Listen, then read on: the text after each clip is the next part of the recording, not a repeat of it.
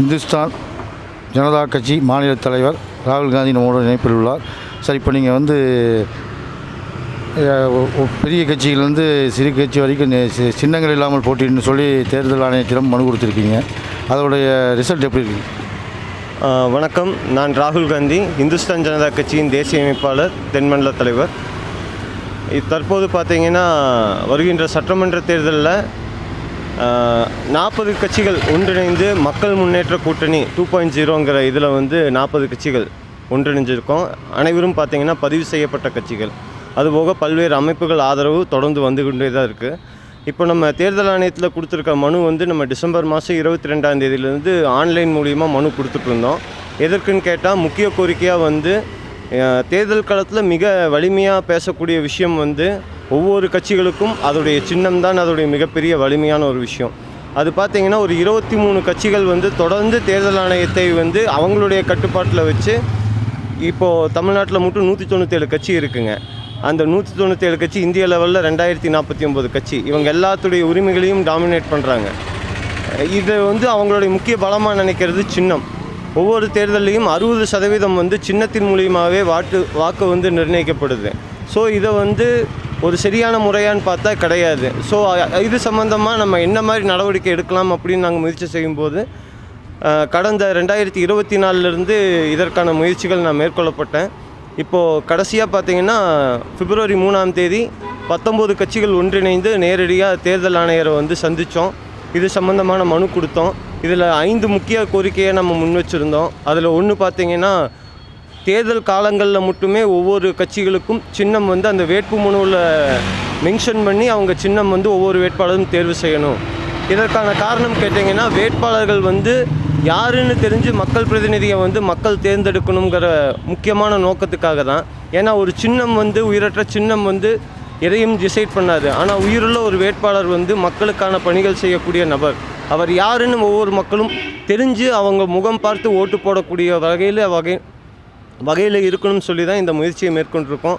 அதுக்கப்புறம் பார்த்திங்கன்னா பணப்பட்டுவாடாவை தடுக்கிறதுக்கு வந்து மொபைல் கோர்ட்டுங்கிற அந்த விஷயம் கொண்டு வந்திருக்கோம், கேட்டிருக்கோம், கோரிக்கை வச்சுருக்கோம். அடுத்தது நம்ம வேட்பாளர்கள் அந்த பட்டியல் பார்த்திங்கன்னா வாக்குப்பட்டியலில் வந்து அகர வரிசையில் வேட்பாளருங்கிற அடையாளத்தில் மட்டுமே அகர வரிசையில் வரணும்னு சொல்லி கேட்டிருக்கோம். அதுபோக பார்த்திங்கன்னா நோட்டாங்கிற அந்த இது வந்து ரிமூவ் பண்ண சொல்லியிருக்கோங்க. எதுக்குன்னு கேட்டால் ஒவ்வொரு தேர்தல் களத்துலேயும் குறைந்தது 5000 வாக்குகள் வந்து வீணாக அந்த நோட்டாவுக்கு போகுது. அது ஒவ்வொரு சுயேட்சை வேட்பாளர்களும் அதனால் வந்து எங்களை மாதிரி சிறிய கட்சி வேட்பாளர்களும் அதனால் பாதிக்கப்படுறோம். என்னென்னு கேட்டால் அவங்க முக்கியமாக பெரிய கட்சிகள் சின்னத்தின் மூலியமாக வெற்றி பெறுது. புது வாக்காளர்கள் வரவங்களும் அந்த நோட்டாக்கு வாக்கு செலுத்தும் போது எங்களுக்கான ஒரு அங்கீகாரங்கிறது வந்து அது மறுக்கப்படுது. இதை நோக்கமே முக்கிய காரணம் என்னன்னு கேட்டிங்கன்னா ஒவ்வொரு களத்துலையுமே ஒவ்வொரு தேர்தல் களத்துலையும் சுயேட்சை வேட்பாளர்கள் வருவாங்க. ஏன்னா நானே ஆரம்பத்தில் ஒரு சுயேட்சை வேட்பாளராக வந்தேன். இருப்பினும் நம்ம இப்போ ஒரு கட்சியுடைய மாநில தலைவராக இருக்கோம். இருந்தாலும் ஒரு சுயேட்சை வேட்பாளர் களம் வரும்போது அவங்களுக்கு வந்து ஒரு சரியான ஒரு தேர்தல் களத்தை உருவாக்கி கொடுத்தோங்கிற ஒரு விஷயமும் வேட்பாளரை அடைந்து வாக்களிக்கும் முறையும் வருங்கிற ஒரு விஷயத்தையும் நாங்கள் முன்னெடுப்பாக செஞ்சுருக்கோம்.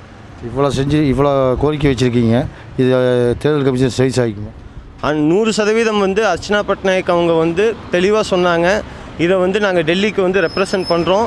இது சம்மந்தமான அடுத்த கட்ட நகர்வு வந்து பாசிட்டிவாக தான் இருக்கும், நீங்கள் தைரியமாக போங்கன்னு சொல்லி தான் அனுப்பிச்சிருக்காங்க.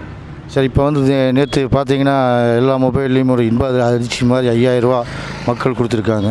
இது வந்து ஓட்டுக்கு கொடுத்த நோட்டா இல்லை மக்களுக்கு கொடுத்த நோட்டா?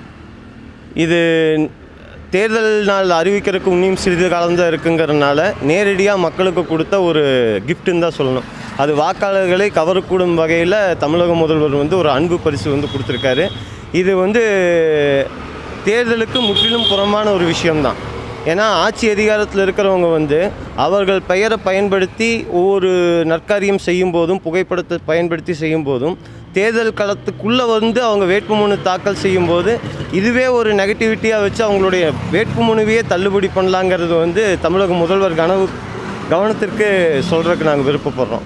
இதில் முக்கியமான இன்னொரு விஷயம் என்னென்னா, நாங்கள் இந்த முன்னெடுப்பு இந்த சின்னங்கள் முடக்குவதற்கு காரணமே என்னன்னு கேட்டால், சப்போஸ் நம்ம தமிழக முதல்வரே வந்து சுயேட்சை வேட்பாளராக போட்டியிடக்கு தயாராக இருப்பாரா?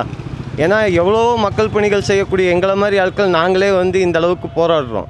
ஒரு சின்னத்தை மட்டுமே நம்பி இவ்வளோ காலம் அரசியல் பண்ணக்கூடிய நிலையை வந்து முற்றிலும் ஒழிக்கிறதுக்காகவே இந்த முயற்சி செய்கிறோம். இந்த 5000 ரூபா கொடுத்தாலும் மக்களுடைய எண்ணம்ங்கிறது அந்த தேர்தல் நாளுக்கு முந்தினத்த நாள் வரைக்கும் யார் அதிகப்படியான பணம் கொடுப்பாங்க அதுதான் அவங்களுடைய நோக்கமாக இருக்குது.